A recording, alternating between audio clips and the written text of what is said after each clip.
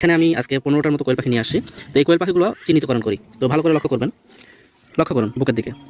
এটা কিন্তু মহিলা পাখি, এটা মহিলা পাখি,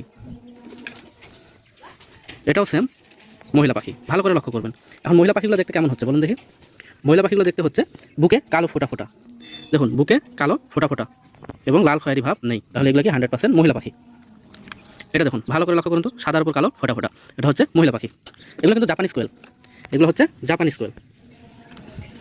আবারও নিয়ে আসি, এটা লক্ষ্য করুন। পাখিগুলো খুব চঞ্চল, সুস্থ পাখিগুলো এরকম ধরনের চঞ্চল হয়। যেমন এটা, এই যে অ্যাশ কালার, এটা কিন্তু পুরুষ পাখি, কালো ফোঁটা ফোঁটা থাক, কিন্তু এটা হচ্ছে অ্যাশ কালার। হ্যাঁ, এটা পুরুষ পাখি। যে লাল বাদামি বুকের মাঝখান দিয়ে কিন্তু আসা শুরু হয়েছে, এটা হচ্ছে পুরুষ পাখি। এই পাখিটা চিনতে একটু সমস্যা হয় সকলের, অন্যথায় হয় না।